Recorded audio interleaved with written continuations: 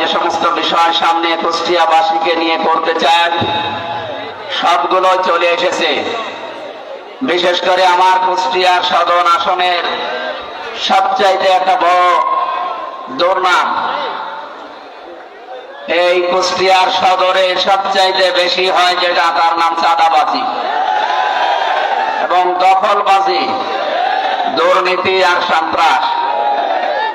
আমি আপনাদের সন্তান হিসাবে, কুষ্টিয়ার মানুষ হিসাবে কথা দিতে পারি, আগামীতে আল্লাহ রাব্বুল আলামিন যদি আমাদেরকে ওই জায়গা পর্যন্ত পৌঁছিয়ে দেন আপনাদের ভোটের মাধ্যমে, আমরা এই চারটা বিষয়কে কুষ্টিয়ার মাটিতে কবর দেব ইনশাআল্লাহ। এই কাজে বাধা দেওয়ার জন্য যে সমস্ত ষড়যন্ত্রগুলো ইতিমধ্যে আরম্ভ হয়েছে, কুষ্টিয়াতে নমিনেশন ঘোষণা দিয়েছে আমার নামে মে মাসের 5 তারিখে। এরপর থেকে অনবরত আমার বিগত দিনের বক্তব্যগুলো কাটিং করে যারা জাতির সামনে আমাকে কালার করার জন্য দুর্বিসন্ধি করছেন, আমার বিশ্বাসে জাতি কোন দুর্বিসন্ধি আপনাদের মেনে নেবে না ইনশাআল্লাহ। আগামীর কুষ্টিয়ার মানুষের দ্বারে দ্বারে, বাড়িতে বাড়িতে, ডোর টু ডোর আমি এই 6-7 মাস একাধারে এই যাবার পরে যেটা বুঝেছি, মানুষ এখন মুখিয়ে আছে ইনসাফের পথিক, দাড়ি পাল্লায় ভোট দেওয়ার জন্য। আমি আপনাদেরকে কথা দিতে পারি, আগামীতে কুষ্টিয়ার আপামর জনতা, বিশেষ করে বিভিন্ন শ্রেণী পেশার মানুষকে যারা বিশেষজ্ঞ, আল্লাহ পাক যদি আমাদেরকে কবুল করেন, এই মানুষগুলোকে সঙ্গে নিয়ে কুষ্টিয়ার উন্নয়নমূলক কিছু মহাপরিকল্পনা নেওয়ার উদ্যোগ আমরা অলরেডি করেছি এবং সেগুলো বাস্তবায়ন করবো ইনশাআল্লাহ। আমার নিজের পরিকল্পনায় সবচেয়ে বড় বিষয়টা এসেছে, বাইরের দেশগুলোতে সফর করে আমি দেখেছি তারা নদী কেন্দ্রিক এলাকাগুলো, বিশেষ করে শহর যেগুলো নদীর পাশে, তারা এই শহরগুলোকে আল্লাহর একটা নিয়ামতে পরিণত করেছে।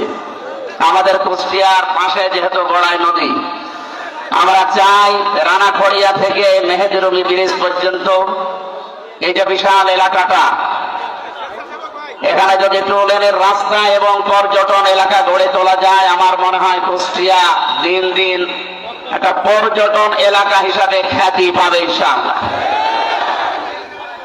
দ্বিতীয় নম্বরে আমার পরিকল্পনায় আছে কুষ্টিয়াতে অনেক দিন ধরে আমাদের একটা আশা, কৃষি বিশ্ববিদ্যালয় প্রতিষ্ঠা করা, এবং সে পরিবেশও আমাদের এই অঞ্চলে আছে।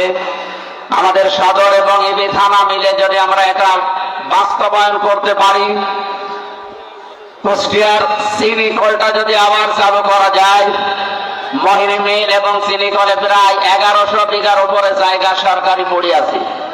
এই জায়গাগুলোতে যদি এই কাজ নাও করা যায়, দেশি বিদেশি সংস্থার মাধ্যমে এখানে প্রায় 10 থেকে 11,000 মানুষের বৈধ কর্মসংস্থান তৈরি করা সম্ভব। আমরা আগামীতে আপনাদের সাথে নিয়ে এই কাজগুলোতে আঞ্জাম দিতে চাই। আপনারা যদি সাথে থাকেন, আমি আল্লাহর উপরে ভরসা করে বলতে পারি, এই পাবলিক লাইব্রেরি মাঠে কুষ্টিয়াতে কিছুদিন আগে ঘোষণা দিয়েছিলাম, জামাত ইসলামী বাংলাদেশের যেহেতু এই বদনামটা আগেও নেই, এখন নেই, ভবিষ্যতেও থাকবে না ইনশাআল্লাহ, জনগণের পয়সা তার কাছে পৌঁছিয়ে দেওয়ার জন্য সেবক হিসাবে কাজ করব ইনশাআল্লাহ। দ্বিতীয় নম্বর, যে ষড়যন্ত্রগুলো বিরোধী দলের বা অন্যান্য বন্ধুরা করছেন, আপনাদেরকে আমরা আহ্বান জানাই, রাজনৈতিক মোকাবেলা রাজনৈতিক ভাবে করা দরকার।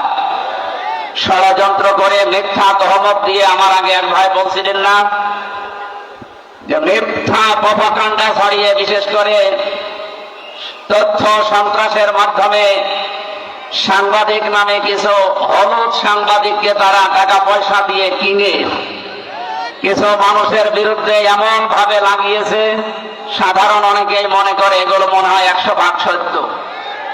আমরা এই খোলা আকাশের নিচে দাঁড়িয়ে আপনাদেরকে দ্ব্যর্থহীন ভাষায় বলছি, আমার নামে যতগুলো কথা এ যাবৎ এই 6-7 মাসে তারা নিয়ে এসেছে আদালতের কাছে, আমি এই 700 পৃষ্ঠায় পরবর্তীতে পড়ে দেখি একটা লাইনের সাথে আমার এই 33 বছর জীবনের কোনো মিল নেই। এগুলোর সব কথা, সব লাইন, সব অক্ষর ওদের নিজেদের মন মতো বানানো এবং উদ্দেশ্য প্রণোদিত। আগামীতে এগুলো যারা করছেন, এখন যারা লিপ্ত আছেন, আপনাদেরকে আহ্বান জানান, রাজনৈতিক মোকাবেলা, আদর্শের মোকাবেলা আদর্শ দিয়ে করতে হয়।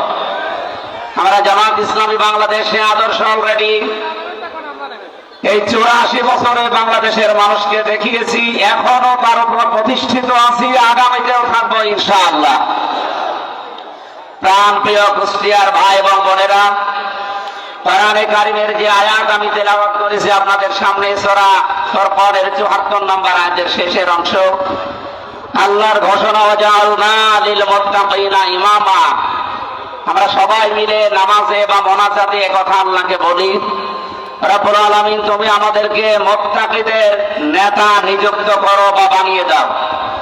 আমার মনে হয় কুষ্টিয়া সহ বাংলাদেশে এবার সব যোগ্য এবং নির্ভীক নেতা নির্বাচনের সময় অলরেডি এসে গেছে। নির্বাচন ফেব্রুয়ারির 12 তারিখে। এবার যদি এই সিদ্ধান্ত নিতে আমরা ভুল করে ফেলি, আমার মনে হয় 17 বছর না 34 বছরও আমাদের ভাগ্যের চাকা আর খুলবে না। যারা উদার আহ্বান জানাচ্ছি, আগামীতে উন্নয়নের স্বার্থে দেশ, জাতি এবং ইসলামকে এই দেশে প্রতিষ্ঠা করার জন্য সৎ, নির্ভীক এবং যোগ্য নেতৃত্ব বেছে নেওয়ার আহ্বান জানিয়ে আমার সংক্ষিপ্ত কথা যেগুলো বলেছি এগুলোর উপরে কাজ করার তৌফিক কামনা করে আমরা শেষ করছি।